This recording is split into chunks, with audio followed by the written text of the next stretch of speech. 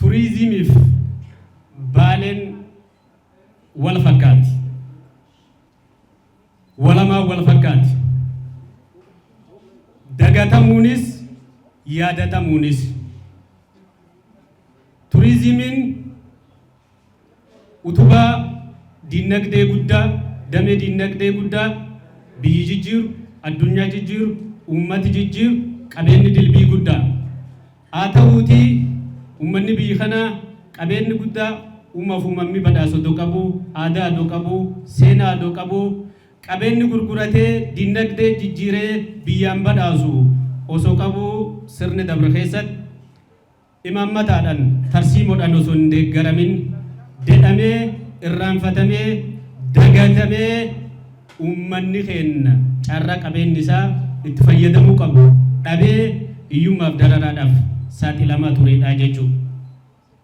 Akkasuma uummanni Baalee uummata aadaa, seenaa, duudhaa, qabeen guddaa qabu, seenaa qabsoo dheeraa qabu sirni dabre keessatti dagatamee dedhamee irraanfatamee ture.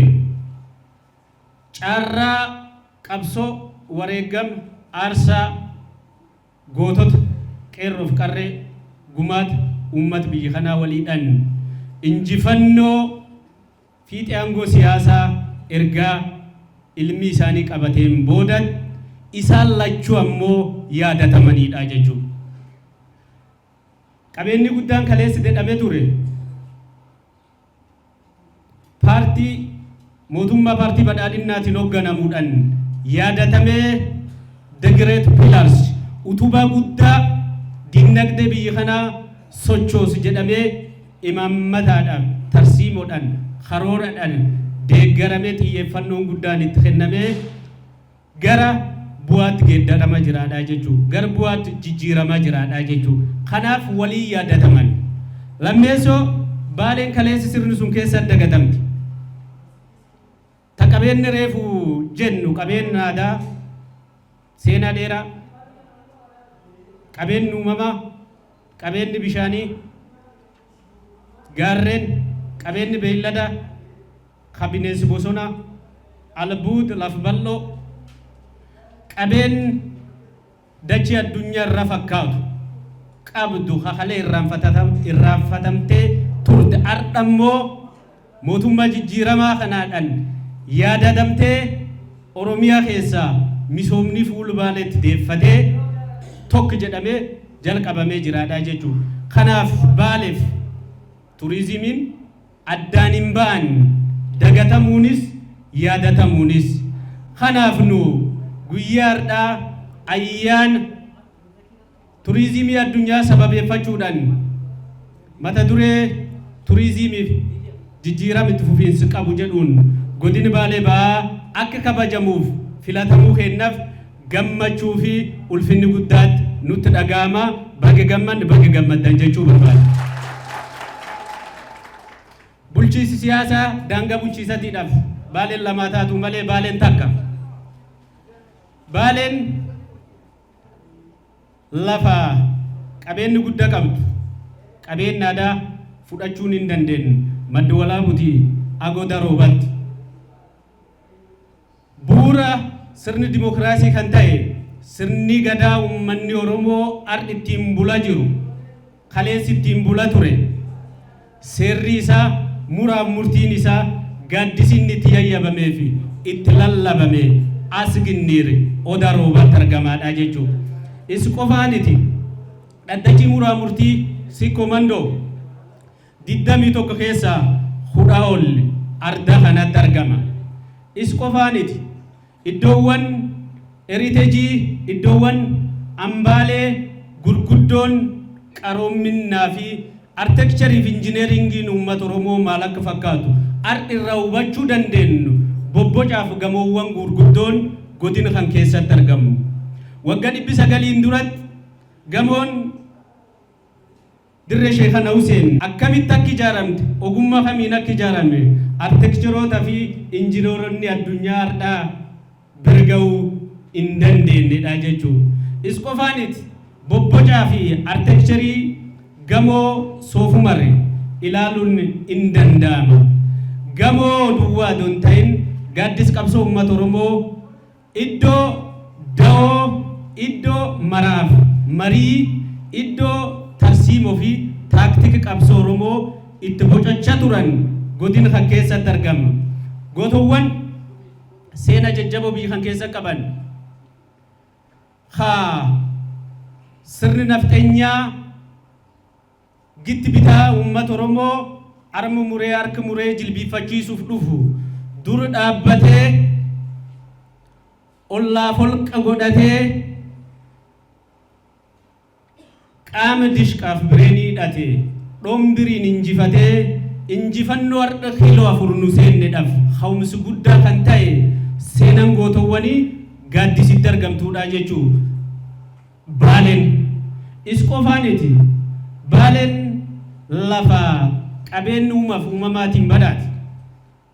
Ka qilleensi filattee argantu yoo feete badda yoo barbaadde badda daree yookaan gammoojjii. Tulluu diimtuu aga bareeddiimtuutti ilaaluun ni danda'ama. Gannaala gama kanaa aga waabee gama kanaatti ol ka'iinsi gargara kan qabdu.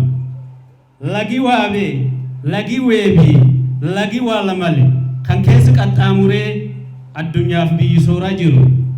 Lafa bineensota bosonaa bifaadhaan gosaadhaan imne keessaa ba'uu hin dandeenyu qabdu diishoo hangi soofuma marraatti.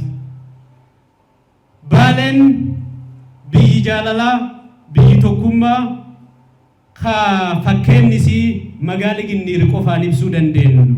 Magaalli Ginniir waltajjii keessa geggeessuu jiru Itoophiyaa xiqqoo jennee yoo waamne hin somnu. Sababii isaa sabaaf sablammoota 21 wal jaalalaan ulfinnaan tokkummaadhaan magaala keessa waliin jiraatanidha jechuu. Kanaaf qabeenyi guddaa aadaa, qabeenyi guddaa seenaa, qabeenyi guddaa uumamni nu badhaas kan kaleensi irraanfatamne ardhammoo irree mootummaa kennatiidhaan fuulitti deeffatamee misooma jira. Akkuma argaa turtan daandiin kaleessi yoo isanii hojjanne diinatti kiiloo 4 seenaa isaniin dalagne jedhan ardhammoo asfaaltiin bu'uuraaleen misoomaa gurguddoon galtee gahinsi turizimiitiidhaaf gumaachuu danda'an. Neetwoorkiin bishaan daandiin gargaraa iddoon boqonnaa turistoota iddoowwan hawwata turizimii ta'an qabeenyi dilbii guddaa qabnu qabeenyi biliyoonaan lakkaa'amu mootummaan baajeta ramadee misoomsaa kan jiru ta'uu isaati. Kanaaf yaadatamni jenna. Kanaaf inni milkaa'uu ka danda'u hangafi waan hundaa ka turizimiin itti milkaa'uu danda'u ka ga'umsi turizimii itti misoomuu danda'u yoo tokkummaan jiraate yoo nageenni jiraate. Iddoo nageenni hin jirretti misoomni hin jiru. Iddoo nageenni hin jirretti turizimiin hin jiru. Iddoo nageenni hin jirretti turistiin hin jiru. Kanaaf uummanni keenya akkuma obboleessi kiyya jedhu reefullee kaleellee uummata waan qabsaa'uuf beeku ka yeroo qabsaa'ullee beeku. Kanaaf waggoottan 6-7 bara jijjiirama dabran godinni Baalee ba'aa godinni Baalee akka nagaa ta'uudhaaf jabinni qaama siyaasaa jabinni qaamolee nageenyatii olitti hirmaannaaf kutannoof murannoo uummata keenyatiidhaan nageenyi waaraaf itti fufiinsi qabu armaan geennee jirraadha jechuudha. Kanaaf fuul mootummaan keessumatti guddinni turizimii ga'ee inni guddina hawaasa dinagdee keessa qabu hubachuudhaan misooma gurguddaa inni godina keessatti geggeessaa jiru akka inni qixaadhaan galma barbaadamuun ga'uuf akkuma kalee nageenyi irratti gumaacha guddaa geggeessaa turtan. Akkuma kalee waardiyaa nageenya ta'aa turtan. Akkuma kalee qabeenya aadaa, qabeenyi seenaa, heriiteejii hambaalee keenya eegdanii waggoota 60 tiksitanii asii hin baaftan. Ardhallee jabaannee tokko taanee dhaloota boriidhaaf dhaalchisuu qabna. Kanaaf ga'ee keessan akka baatan carraa kanaan dhaamachuu barbaada.